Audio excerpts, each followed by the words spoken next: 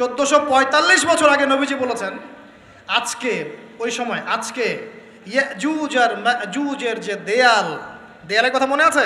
জুলকারনাইনের সময় এই দেয়াল এতটুকু পরিমাণ খুলে দেয়া হয়েছে, এতটুকু পরিমাণ খুলে দেয়া হয়েছে 1400 কত বছর আগে? তখন তার স্ত্রী বলছেন আনুহলিক ওয়াফিনা সালিহিন, আনুহলিক ওয়াফিনা সালিহিন ইয়া রাসূলুল্লাহ, হে আল্লাহর রাসূল সাল্লাল্লাহু আলাইহি ওয়াসাল্লাম, আমাদের মধ্যে ভালো মানুষরা থাকা সত্ত্বেও কি আমরা ধ্বংস হয়ে যাব? আপনি যে বলছেন ওয়াইলুল লিল আরব, আরবদের জন্য ধ্বংস। নবীজি বলছেন নাম হ্যাঁ ধ্বংস হয়ে যাবে। ইযা কাসুরাতিল খাবাস, যখন নগ্নতা, বেহায়াপনা, অশ্লীলতা সমাজে রন্ধ্রে রন্ধ্রে ছড়িয়ে পড়বে, তখন আলেম জালেম সব ধ্বংস হবে। এই হাদিসটা অকাট্য হাদিস বুখারী মুসলিমের, মানে এটা সহিহ, এটা বিষয়ে কোনো সন্দেহ নেই। তাহলে নবীজি 1445 বছর আগে বলছেন যে আরবদের জন্য ধ্বংস ধেয়ে আসছে এবং দেয়াল এভাবে খুলে দেয়া হয়েছে। কাদের দেয়াল? ইয়াজুজ আর মাজুজ। আর ইয়াজুজ আর মাজুজের সাথে আরবদের ধ্বংসকে সম্পর্কিত করা হলো না? ইয়াজুজ আর মাজুজের সাথে আরবদের ধ্বংসকে সম্পৃক্ত করা হলো এবং বেহায়াপনাকে সম্পৃক্ত করা হলো, তাই না? বুঝতে পারছেন? আরব জাতির ধ্বংসের সাথে ইয়াজুজ মাজুজকে কানেক্টেড করা হলো এবং অশ্লীলতাকে কানেক্টেড করা হলো। এখন আপনি চিন্তা করে দেখেন, সারা বিশ্বে পর্নোগ্রাফি কারা ছড়িয়ে দিয়েছে? বলেন দেখি, পর্নোগ্রাফি কি বেহায়াপনা না? সমাজের ইযা কাসুরাতিল খাবাস, যখন সমাজের রন্ধ্রে রন্ধ্রে বেহায়াপনা ছড়িয়ে পড়ে নাই? হাদিসটা মিলান। সমাজের এই মেয়েদের এই যে ফ্যামিলিস্ট রেভলিউশন কারা ছড়িয়ে দিয়েছে? ওরা। সমাজে মেয়ে ছেলে একসাথে চলবে একই পোশাকে কারা ছড়িয়ে দিয়েছে? সমাজে মেয়েদের বেপর্দায় চলার এই সংস্কৃতি কারা ছড়িয়ে দিয়েছে? মাদক আর সুদের সংস্কৃতি কারা ছড়িয়ে দিয়েছে? জেনা, ব্যভিচার, পর্নোগ্রাফি, এগুলো কারা ছড়িয়ে দিয়েছে? এটাই ওই যে খুলে দেয়া হয়েছে। এটা আমার ব্যাখ্যা, এটা আমার বুঝ। পৃথিবীর এমন কোন রাষ্ট্র বাকি রাখে নাই তারা এগুলো ছড়াতে, এমন কোন রাষ্ট্র বাকি নেই।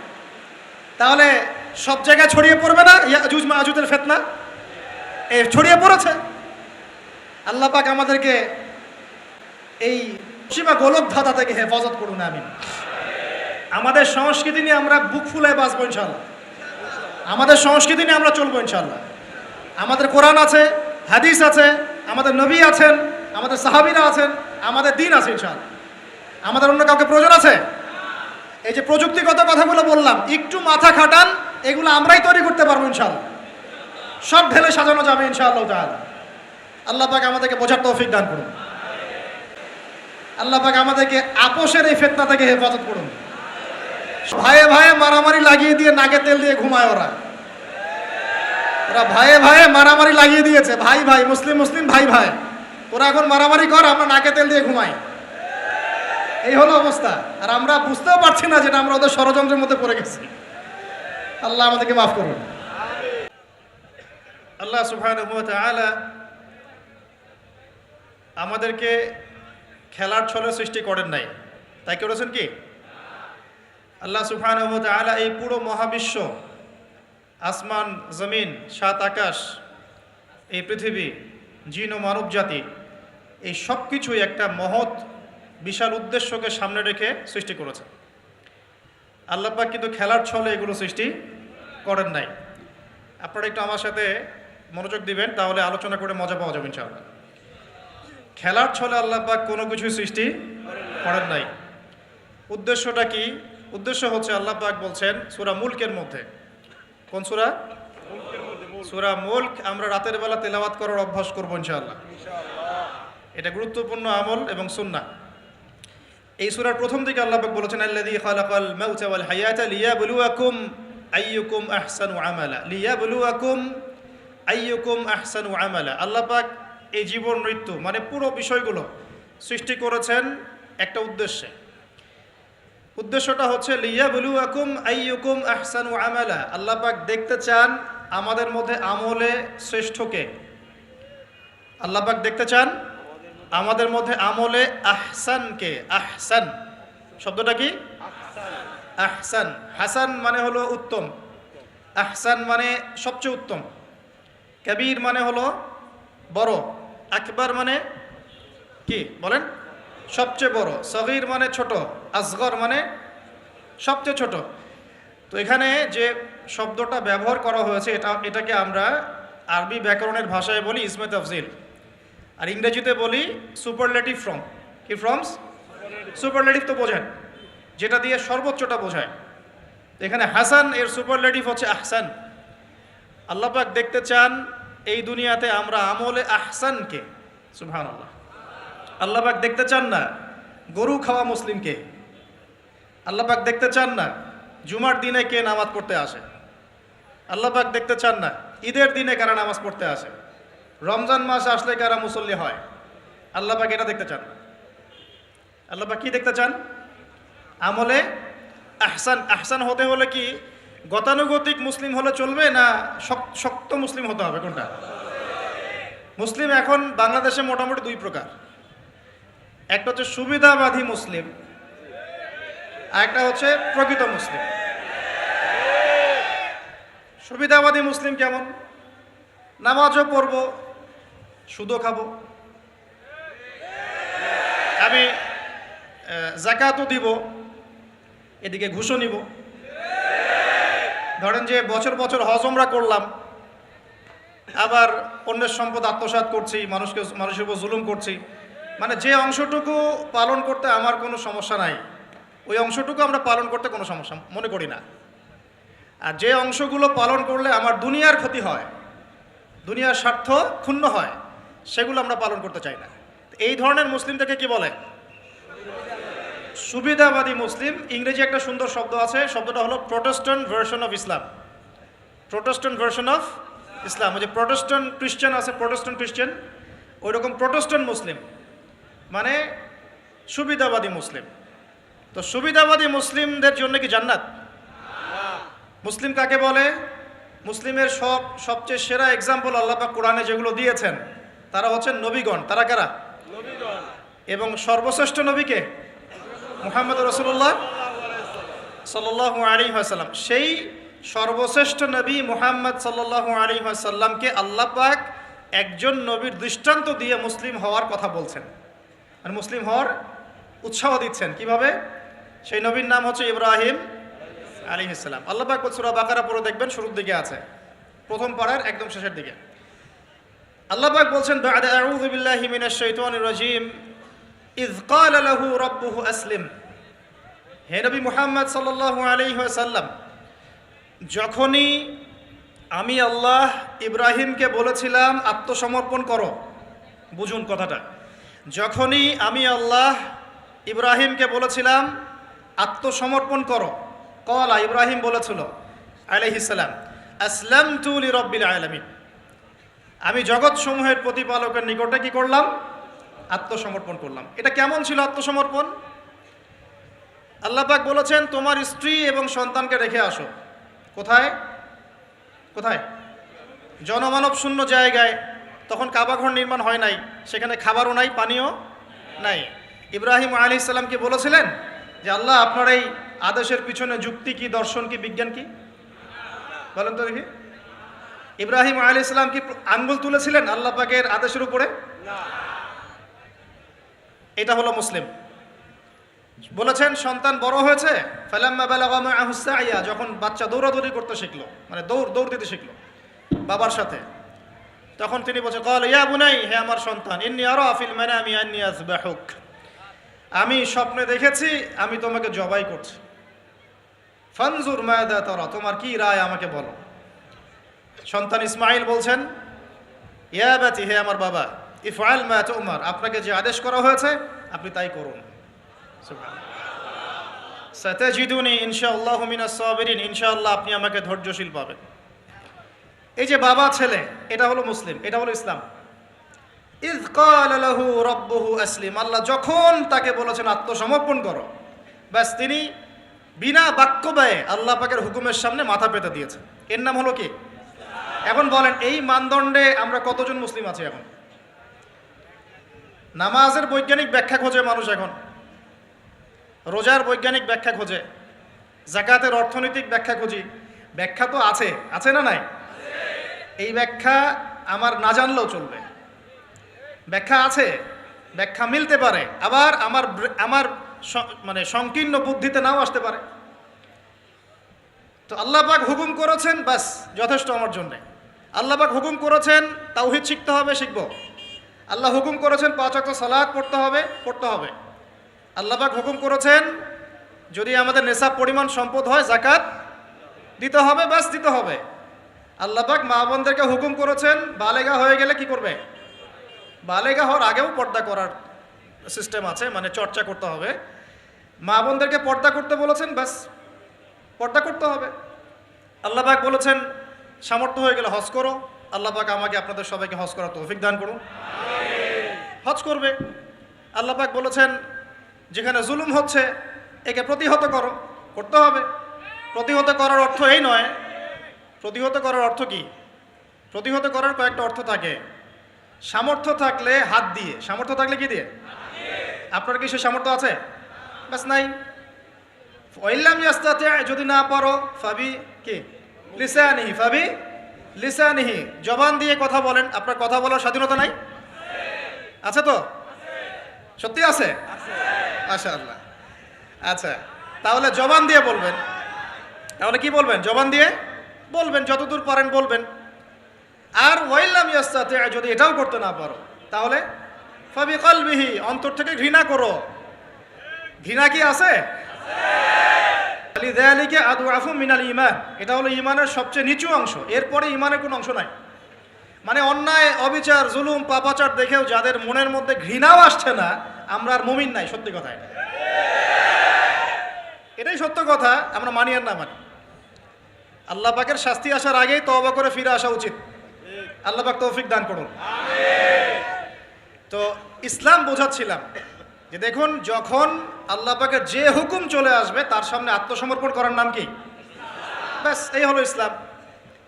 এখন বলেন সত্যিকার অর্থে আমাদের সমাজে এই সুবিধাবাদী মুসলিমদের সংখ্যা বেশি না প্রকৃত মুসলিমদের সংখ্যা বেশি? আল্লাহ পাক বলেছেন আমাদেরকে প্রকৃত মুসলিম হতে। আল্লাহ পাক দেখতে চান, এই সৃষ্টির উদ্দেশ্য কি? আল্লাহ দেখতে চান সবচেয়ে শ্রেষ্ঠ মুসলিম কারা। সুবহানাল্লাহ, সুবহানাল্লাহ। আল্লাহ পাক আমাদেরকে শ্রেষ্ঠ মুসলিম হওয়ার তৌফিক দান করুন। এখন এই কাজটা তো সহজ না। কাজটা কি সহজ? কাজটা কিন্তু এত সহজ না। তো কাজটাকে সহজ করার জন্য আমরা আল্লাহর তৌফিক কামনা করি। আল্লাহ পাক আমাদের সবাইকে তৌফিক দান করুন। সর্বপ্রথম আল্লাহ পাক আমাদেরকে দান করুন আল্লাহ পাকের রহমত। আল্লাহ পাক আমাদেরকে দান করুন আল্লাহ পাকের মারেফত, আল্লাহ পাকের দ্বীনের বুঝ, নেক হায়াতের মধ্যে বরকত এবং সঠিক বেঠিক ভালো মন্দ বোঝার ক্ষমতা এবং হক চিনে গেলে তার উপর অটল থাকার তৌফিক। আল্লাহ পাক আমাদের সবাইকে এগুলো দান করুন। এখন আজকের যে কথাটা বলতে চাচ্ছি যে আমরা যদি আমাদের জীবনটা কাজে লাগিয়ে আল্লাহ পাকের রেজামন্দি হাসিল করতে চাই, সমকালীন ফিতনাময় প্রেক্ষাপটটা আরও কঠিন বেশি। আগের প্রেক্ষাপটটা যতটা কঠিন ছিল, আস্তে আস্তে প্রেক্ষাপট কি হচ্ছে? আরও কঠিন হচ্ছে। যেমন পুরো বিশ্বের ক্ষমতা একসময় মুসলিমদের হাতে ছিল, এখন আছে কি? পুরো বিশ্বের অর্থনৈতিক চালিকা শক্তি একসময় মুসলিমদের হাতে ছিল, এখন কি আছে?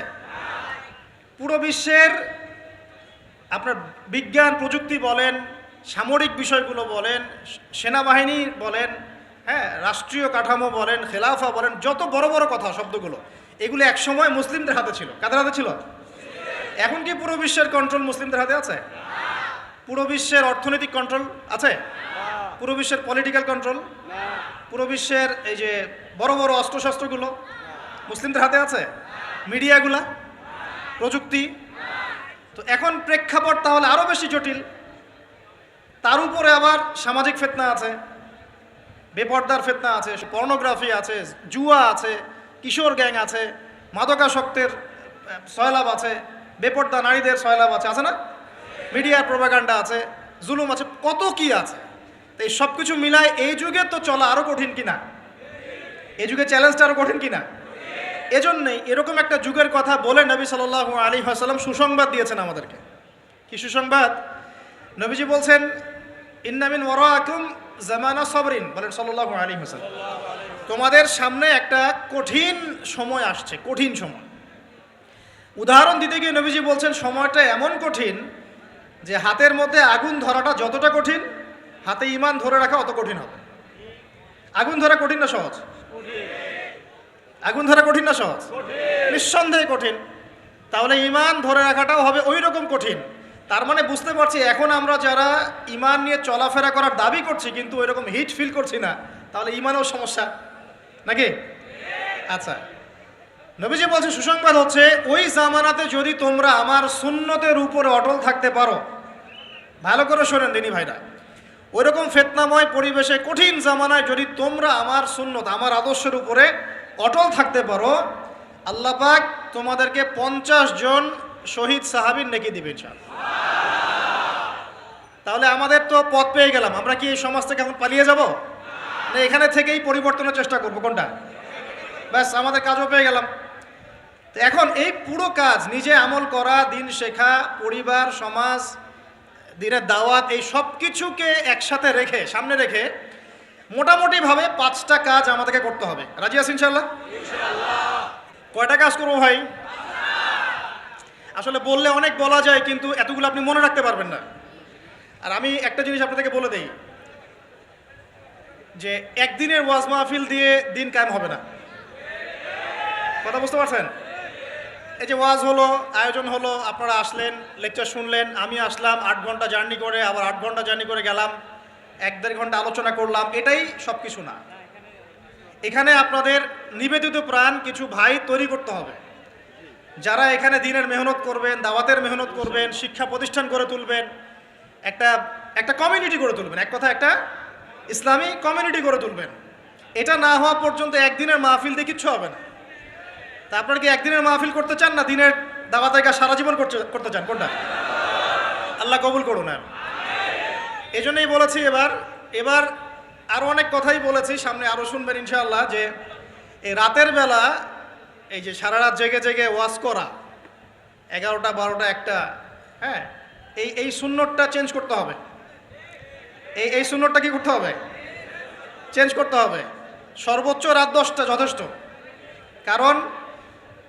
কারণ হচ্ছে এখান থেকে যদি বাসায় যাই, রাস্তায় তো আমার 4-5-6 ঘন্টা চলে যাবে, রাতের ঘুম নাই। এভাবে যদি দিনের পর দিন কেউ রাতে না ঘুমায়, শরীর ভালো থাকবে? ওই রকম সতেজ মাথা নিয়ে কি দিনের কাজ করতে পারবো? আর আপনারা রাত জেগে জেগে ওয়াজ শুনলেন, ফজরের নামাজ নাই, লাভ হলো? এজন্যে এবার অনেক মাহফিল আমি নিজেও ক্যান্সেল করে দিয়েছি। ভাই মাহফিল আমি এভাবে করতে পারবো না, আল্লাহর ওয়াস্তে মাপ চাই।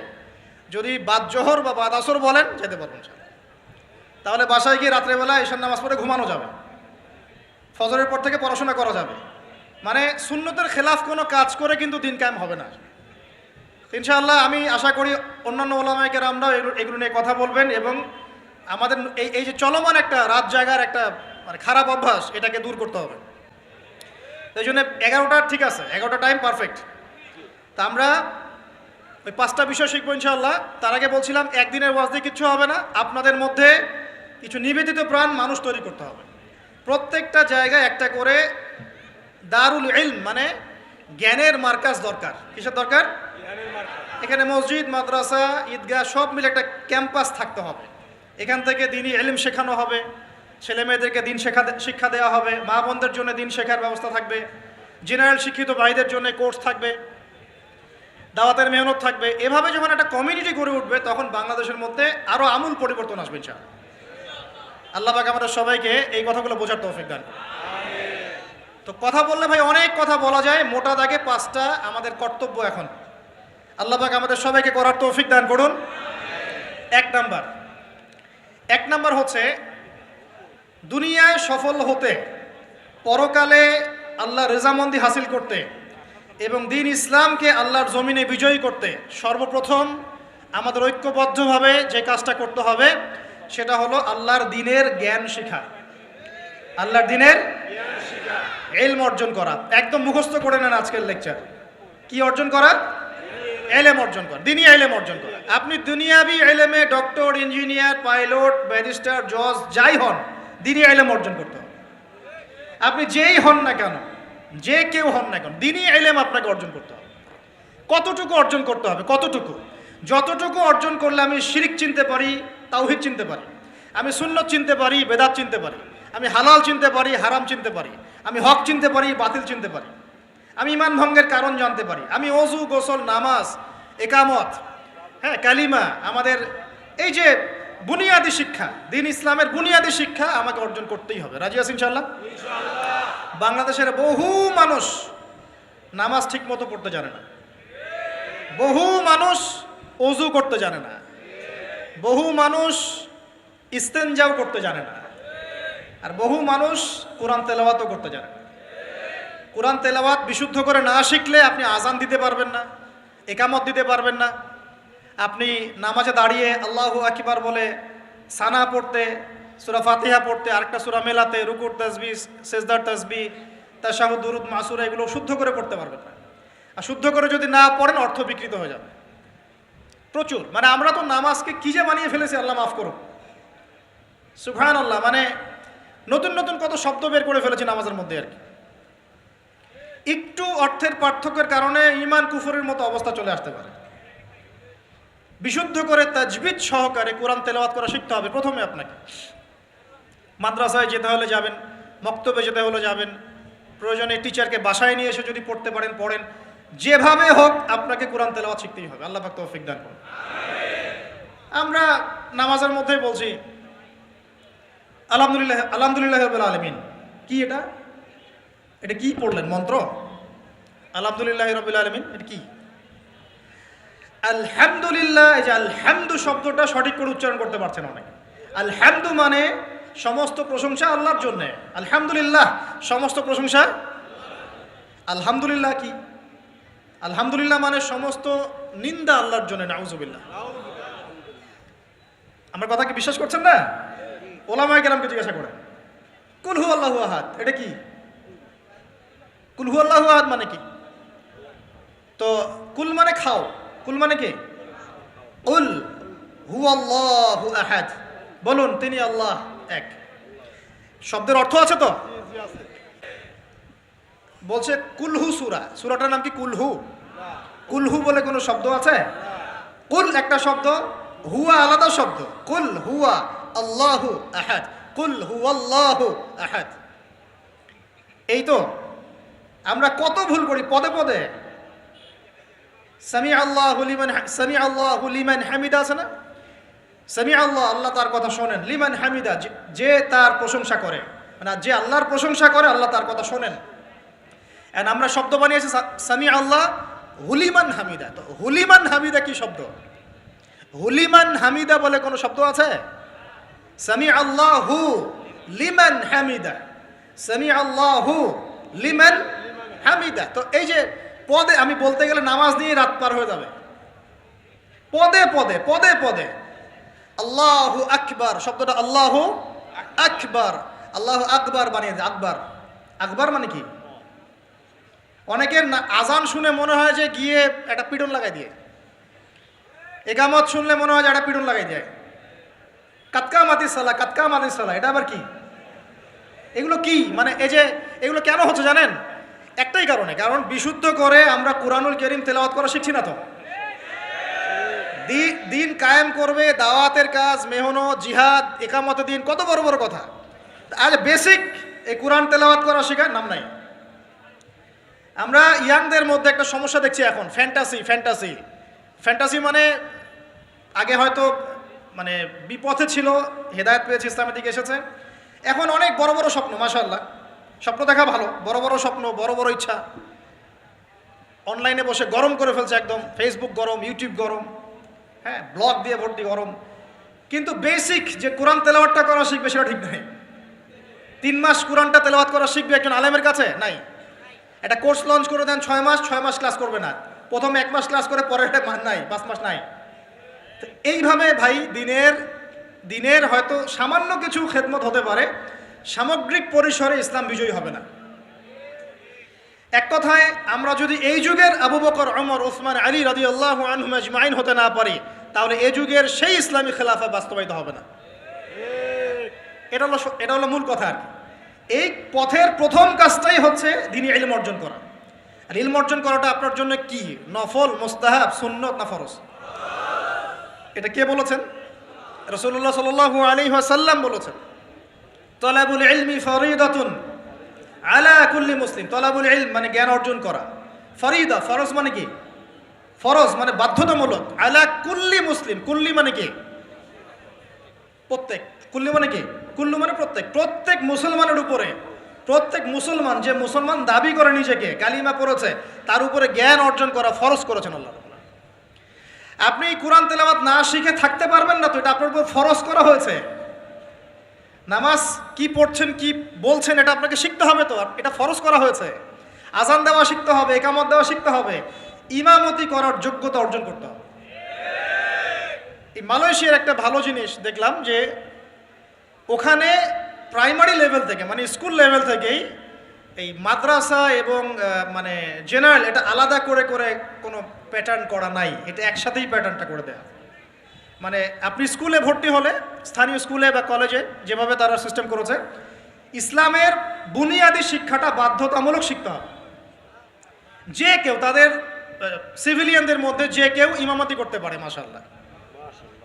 এটা আমাদের করা উচিত ছিল না? আমরা কি মুসলিম প্রধান দেশের অধিবাসী না?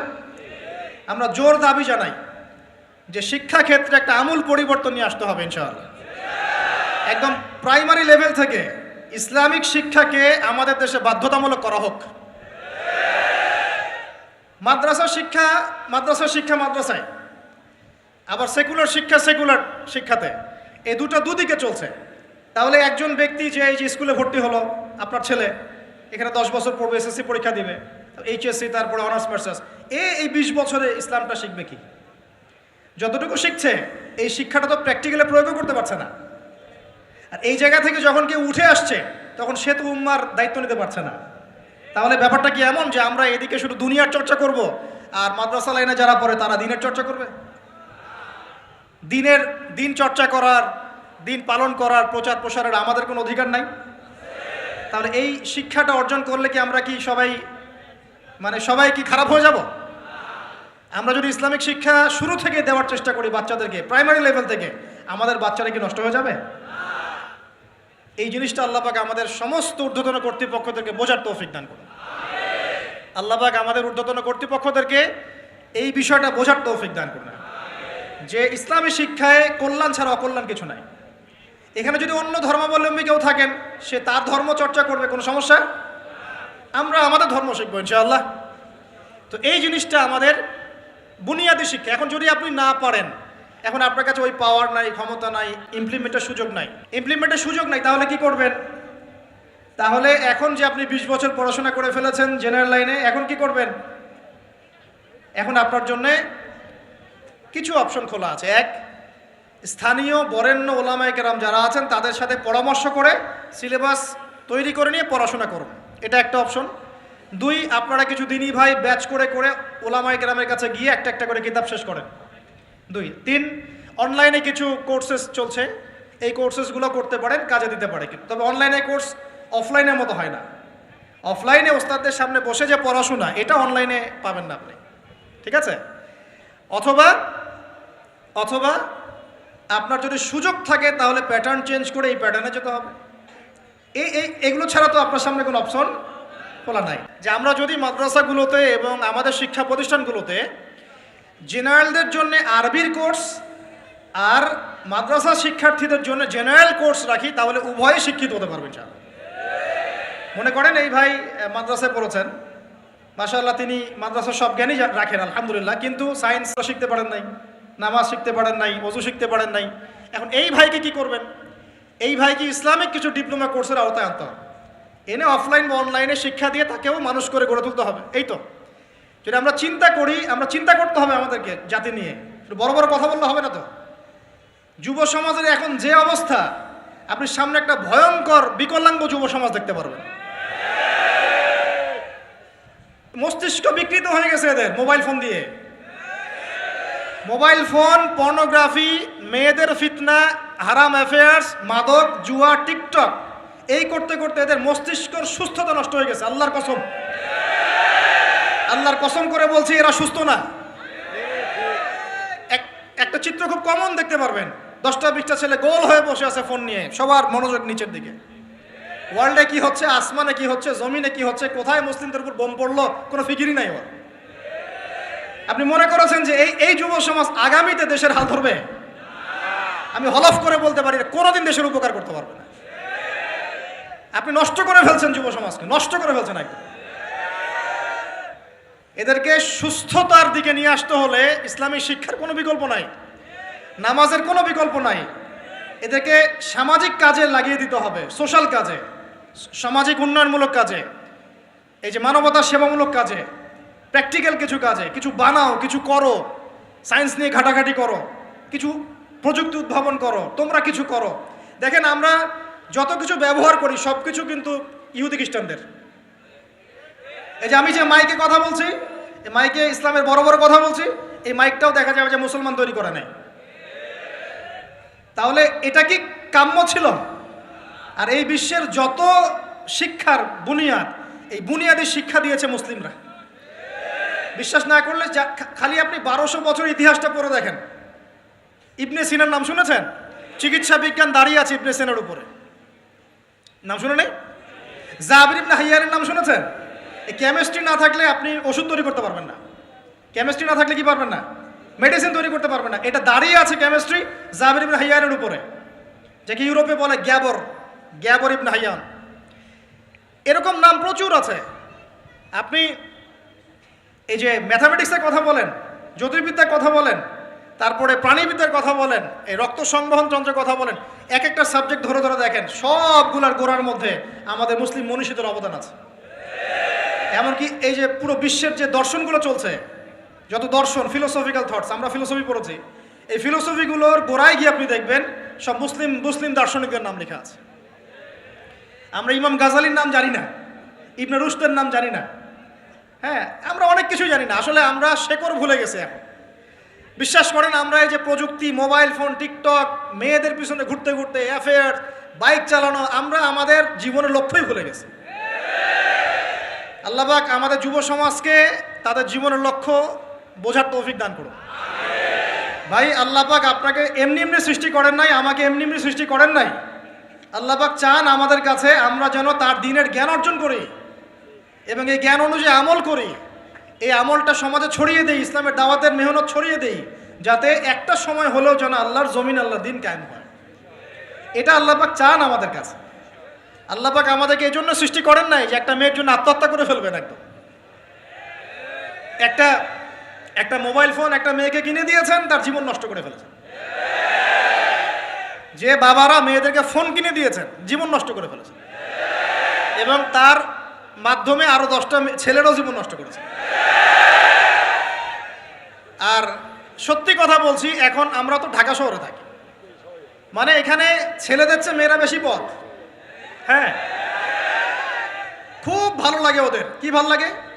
একটা ছেলের সাথে বাইকে করে ঘুরবে, টাকা খসাবে, এখানে ওখানে ডেট করবে আস্তে আস্তে। এগুলোতে খুব মজা পায়। এগুলোর জন্য কি তাকে সৃষ্টি করা হয়েছে? আপনি বলেন এই মেয়েদেরকে আপনি যখন ঘরে নিয়ে আসবেন, আমি নারী বিদ্বেষী কথা বলছি না, নারীদেরকে আমরা অনেক অনেক সম্মান করি, অনেক শ্রদ্ধা করি।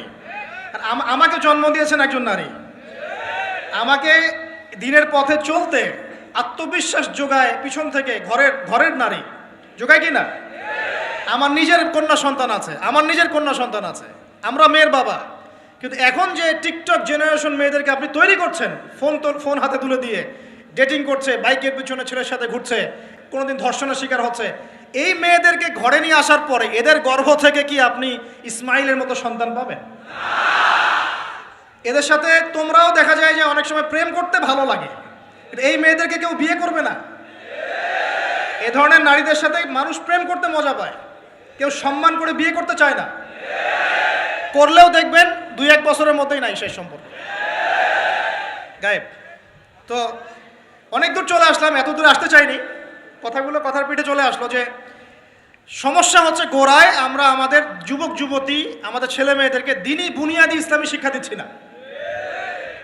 এটা শিক্ষা দেওয়ার দায়িত্ব প্রত্যেক পিতার, প্রত্যেক মাতার। সে মাদ্রাসায় পড়ুক আর জেনারেল লাইনেই পড়ুক, আপনাকে শিক্ষা নিশ্চিত করতে হবে। কিভাবে করবেন এই হেডেক এখন আপনার, আমার আর হেডেক নাই, আমি দিয়ে দিলাম হেডেক আপনাকে। এই হেডেকটা আমার মাথায় ছিল, আপনাকে দিয়ে দিলাম, আপনি চিন্তা করেন কিভাবে করবেন। এখন আমি জ্ঞানতাত্ত্বিক কথা এজন্য বললাম বেশি করে, প্রথম ফরজ আপনার উপরে ইকরা বিসমি রাব্বিকাল্লাযী খালাক। এখন চিন্তা করেন, হেরা গুহায় নবী সাল্লাল্লাহু আলাইহি ওয়াসাল্লাম বসে আছেন, জিবরাইল আলাইহিস সালাম এসে তার সামনে প্রথম যে আয়াতটা ওহী করলেন, সেই আয়াতটা নামাজের আয়াত ছিল না, সে একটা জাকাতের আয়াত ছিল না, সেই আয়াতটা রোজা রাখো আয়াত ছিল না, এমনকি মূর্তি পূজা করো না এমনও ছিল না। কি ছিল ভাই? ইকরা, আপনি পড়ুন, আপনি পড়ুন, হে নবী আপনি পড়ুন। নবীজি কিন্তু পড়তে জানতেন না, আপনারা জানেন কি? নবী সাল্লাল্লাহু আলাইহি ওয়াসাল্লাম কিন্তু লিখতে পড়তে জানতেন না। আল্লাহ পাক এমন একজন মানুষকে সুবহানাল্লাহ শেষ নবী করেছেন, যিনি লিখতে জানতেন না, পড়তে জানতেন, যাতে কাফেররা এই অপবাদ দিতে না পারে তুমি আগের কিতাবগুলো থেকে দেখে দেখে লিখে নিয়ে আসছো। সুবহানাল্লাহ, আল্লাহু আকবার। তো নবী সাল্লাল্লাহু আলাইহি ওয়াসাল্লাম বলেন, মা নবী কারি, আমি তো পড়তে জানি না। তিনি কি বলছেন? সহিহ বুখারী খুলে দেখেন দ্বিতীয় হাদিসটা, মা নবী কারি, আমি তো পড়তে জানি না। তারপরেও জিবরাইল আলাইহিস সালাম বলেন, ইকরা, আপনি পড়ুন, বিসমি রাব্বিকাল্লাযী খালাক, আপনার রবের নামে যিনি আপনাকে সৃষ্টি করেছেন। সুবহানাল্লাহ। সর্বপ্রথম এই জ্ঞানতাত্ত্বিক বিপ্লব হয়েছে মক্কার মাটিতে, তখনই আবু বকর, ওমর, ওসমান, আলীর মতো সাহাবী তৈরি হয়েছে। জ্ঞান ছাড়া শুধু বড় বড় কথা দিয়ে আর জ্ঞানহীন আমল দিয়েও কোনো কাজ নাই। জ্ঞানহীন আমল দিয়ে কিন্তু খুব একটা কাজ হয় না। আপনি হয়তো মনে করছেন যে আমি ইমাম সাহেবকে জিজ্ঞাসা করে নেবো, ব্যাস হয়ে গেল। কিন্তু জ্ঞান অর্জন করে আমল করার যে স্বাদ আর জ্ঞানহীন আমলের স্বাদ কখনো এক না। শুধু একটা হাদিস শোনা যান যে মেসওয়াক করি আমরা, যে দাঁত ব্রাশ করি, মেসওয়াক করি, যে ব্যক্তি মেসওয়াক করে এটা আল্লাহর কাছে অনেক বেশি পছন্দের। আল্লাহ পাক ভালোবাসেন মেসওয়াক করনেওয়ালাকে। এটা যখন আপনি জানলেন, এরপর যখন আপনি ব্রাশ করতে যাবেন, মেসওয়াক করতে যাবেন, আমলে স্বাদ পাবেন না? অজু করলে গোনাগুলো ঝরে যায়, যখন আপনি জানলেন যে অজু করলাম আমার অঙ্গ দিয়ে গোনা ঝরে যাচ্ছে, এটা ফিল করে অজু করলে স্বাদ পাবেন। নামাজে দাঁড়িয়ে আছেন, নামাজের প্রত্যেকটা শব্দ যদি আস্তে আস্তে পড়েন, ধীরে ধীরে অর্থগুলো বোঝার চেষ্টা করেন, নামাজের স্বাদ পাবেন। শুধু হাতটা তুলে শেষ রাত্রে আল্লাহকে বললেন যে আল্লাহুম্মা আতিনা ফিদ দুনিয়া হাসানা ওয়া ফিল আখিরাতি হাসানা ওয়া কিনা আযাবান নার। আল্লাহ, আমাদেরকে দুনিয়াতে আপনি কল্যাণ দেন এবং পরকালেও কল্যাণ দেন। আল্লাহ, আমাদেরকে জাহান্নামের আগুন থেকে বাঁচান। এই যে ফিলিংস, এটা আপনি না বুঝে পড়লে পাবেন না। না বুঝে পড়লে একটা চর্চা, প্র্যাকটিস হয়, কিন্তু রুহানিয়াত আসে না। তো প্রিয় দিনী ভাইরা, এই জন্য শিক্ষা, জ্ঞান, দিনী ইলম অর্জন সবার আগে। আল্লাহ পাক আমাদের সবাইকে দিনী ইলম অর্জনের তৌফিক দান করুন। আল্লাহ পাক আমাদের দিনী খেদমতগুলো কবুল করুন, আমিন। 1 নাম্বার আলোচনা শেষ। 2 নাম্বার আলোচনা করলে এক দিয়ে শেষ হয়ে যাবে রাত। শিখলাম কি? দিনী ইলম অর্জন করতেই হবে, এটা নফল মুস্তাহাব কিছু নয়। এটা কি? যেভাবে পারেন সেভাবে করবেন। রাজি আছেন ইনশাআল্লাহ? নিয়াত করতে পারি যে আগামী 1 বছরের মধ্যে, 1 বছর সময় দিলাম, আগামী 1 বছরের মধ্যে আমরা কোরআন বিশুদ্ধ করে তেলাওয়াত করা শিখব ইনশাআল্লাহ। শুধু তাই না, যারা কোরআন তেলাওয়াত করতে জানি, 1 বছরের মধ্যে কোরআনের শুরু থেকে শেষ পর্যন্ত, আলিফ লাম মিম থেকে মিনাল জিন্নাতি ওয়ান নাস পর্যন্ত অন্তত একবার পুরো খতম দেব ইনশাআল্লাহ। আর যারা আরও ভালো পড়তে পারি, দ্রুত পড়তে পারি বা হাফেজে কোরআন আছি, 1 বছরের মধ্যে আলিফ লাম মিম থেকে মিনাল জিন্নাতি ওয়ান নাস অন্তত একবার যে কোনো একটা তাফসীর বা অনুবাদ পড়ে দেখব ইনশাআল্লাহ। পারা যাবে ইনশাআল্লাহ? একটা তাফসীর বাসায় কিনবেন, মাস্ট বি। যারা বিগিনার, মানে নতুন শিখছেন, নতুন পড়া শিখছেন, তারা কিনবেন মারিফুল কোরআন। কি কিনবেন? এগুলো কিন্তু ভাই ওয়াজ না, এটা আপনার সাজেশন। ওয়াজ করলে সুর করে অনেক ওয়াজ করা যায় কি না? এই কথাগুলো আপনার জীবনে কাজে দিবে ইনশাআল্লাহ, সারা জীবন কাজে দিবে ইনশাআল্লাহ। যারা বিগিনার, মানে আপনি শুরু করেছেন প্রথম, বড় বড় বই আগে ধরতে যাবেন না, আগে মানে নিচু লেভেলের বইগুলো, নিচু লেভেল বলতে সহজ বইগুলো আগে পড়বেন। প্রথম পড়বেন তাফসীর পড়তে গেলে মারিফুল কোরআন, যারা বিগিনার। যারা অনেক পড়াশোনা করছেন, চর্চা করছেন, ভালো কোন তাফসীর পড়ব ফিক্স করতে পারছেন না, 2টো তাফসীর বলুন। এক হচ্ছে তাফসীর ইবনে কাসির, এটা পড়তে পারেন, হাদিস দিয়ে করা আছে তাফসীরটা। অথবা আমার সবচেয়ে ফেভারিট তাফসীর, সেটা হলো তাফসীরে জালালাইন। এটা রহমতের বৃষ্টি, চিন্তা করেন না। কিসের বৃষ্টি? বদরের যুদ্ধের আগের রাত্রে বৃষ্টি হয়েছে। বদরের যুদ্ধের আগের রাত্রে কি হয়েছে? ওই বৃষ্টি সম্পর্কে আল্লাহ পাক বলেছেন এটা হলো রহমতের বৃষ্টি, যাতে তোমাদের কলব শক্ত হয়। আর আমাদের হাতে